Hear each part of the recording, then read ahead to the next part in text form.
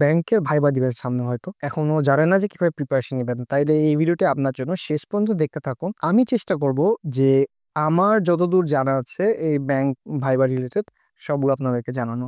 তো চলেন শুরু করা যাক।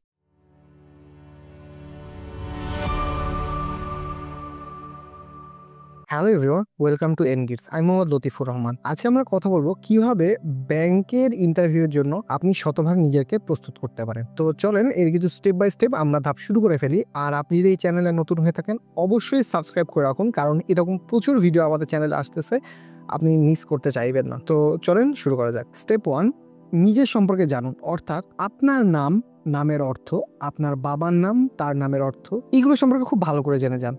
আপনার নামে কোনো ফেমাস মনীষী আছে নাকি তার সম্পর্কে একটু জেনে যান। তার দেশের বাড়ি কোথায় একটু জেনে যান। আপনার দেশের বাড়ি কোথায় সেটা সম্পর্কে জেনে যান। আপনার দেশের বাড়িতে কোনো ফেমাস মনীষী বা ফেমাস ব্যক্তিত্ব আছে নাকি তাদের সম্পর্কে জেনে যান।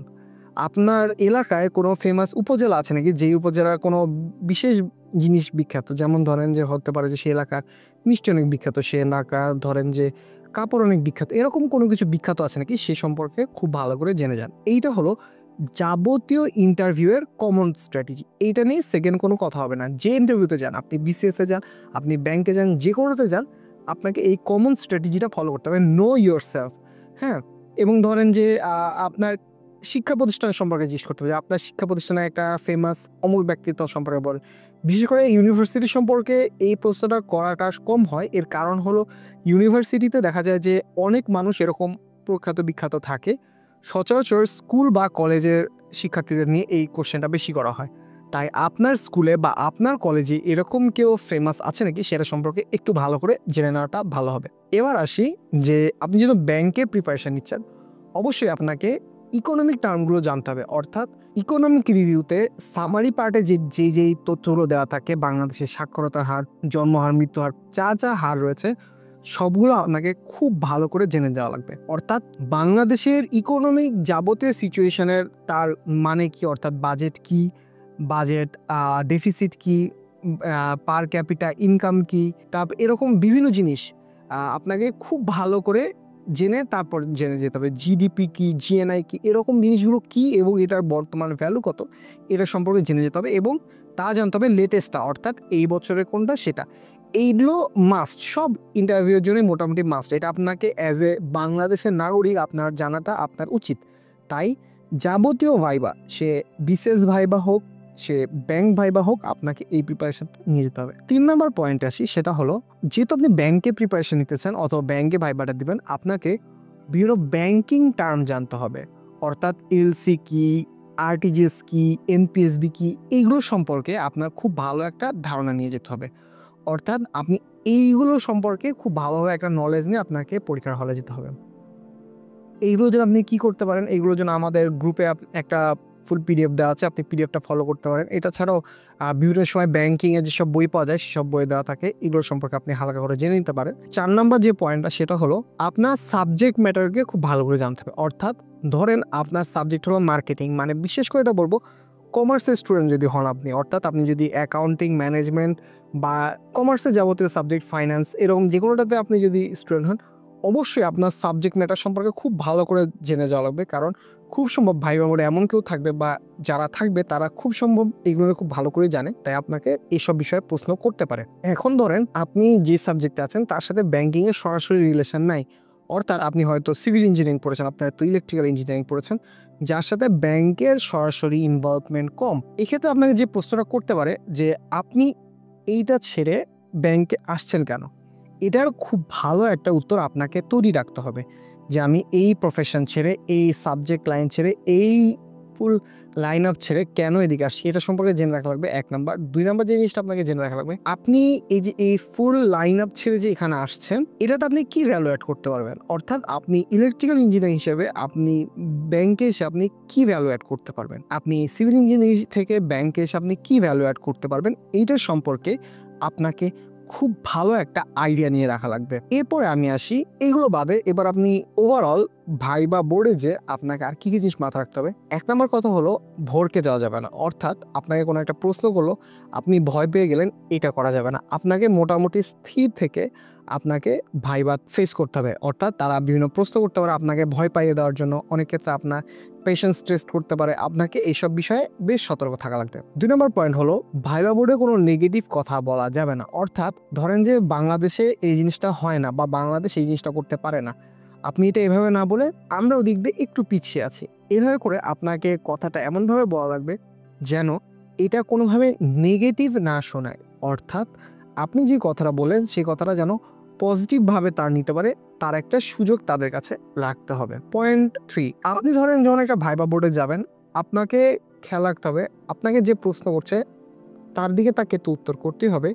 সাথে, সাথে অন্য যারা আছে তাদের দিকে একবার করে চোখ বোলাতে হবে যাতে তারা লেফট আউট ফিল না করে। অর্থাৎ আপনাকে যে প্রশ্ন করেছে তার দিকে আপনি বেশি তাকাবেন। অবশ্যই যে প্রশ্ন করেন তার দিকে একবার করে চোখ তার দিকে একবার তাকাবেন যাতে সে মনে না করে যে হ্যাঁ, সে খালি একজনকেই উত্তর করছে। পরবর্তী পয়েন্ট হলো ভাইবা বোর্ডে আর্গু করা যাবে না। অর্থাৎ ভাইবা বোর্ডে বসে সে বলল যে না আপনি তো এটা পারেন না, আপনাকে তর্ক করা যাবে না। আপনি জি স্যার হয়তো আমি এটা খুব একটা পারি না, হয়তো আমাকে শিখে না লাগবে। পোলাইটনেসটা ভাইবা বোর্ডে অনেক বেশি একটা বড় বিষয়।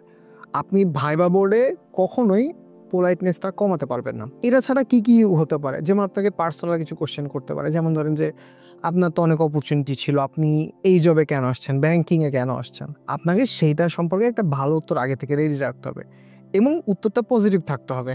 আমি অভাবে পড়ে এসেছি, এটা যেমন একটা সত্য কথা, কিন্তু এইটা খুব কমন একটা উত্তর হয়ে যাবে এবং আপনি চান না যে এরকম কোনো একটা উত্তর আপনি তাকে না। তাই আপনাকে মোটামুটি একটা মোটামুটি ভালো একটা উত্তর আগে থেকেই রেডি করে যেতে হবে যাতে ওখানে বসে হার্শ না মনে হয়, অর্থাৎ আপনার এই কথাটা বাজে না শোনায়। এবার আসি এটা ছাড়া আপনার কাছে যেসব ভাইবা ক্ষেত্রে প্রিপারেশন নিয়ে রাখতে হবে সেটা সম্পর্কে কিছু কথা বলি। ১ নম্বর কথা হলো ছেলেদের ক্ষেত্রে বিশেষ করে ভাইবা দিতে যাওয়ার সময় অলওয়েজ গরম হোক ঠান্ডা হোক শার্ট, ফুল হাতা শার্ট, সাদা শার্ট, অন্য কালার আমি মানা করি, যদি অন্য কালার পরি সেটা নিয়ে আমি একটু পরে বলছি। ফুল হাতা সাদা শার্ট, তার সাথে পারতপক্ষে আপনি যদি চান আপনি একটা ব্লু টাইপের টাই, আর যদি ব্লু টাইপের টাই অ্যাভেল করতে না পারেন, খুব লাল নিবেন না, লালটা খুব বেশি ফর্মাল না।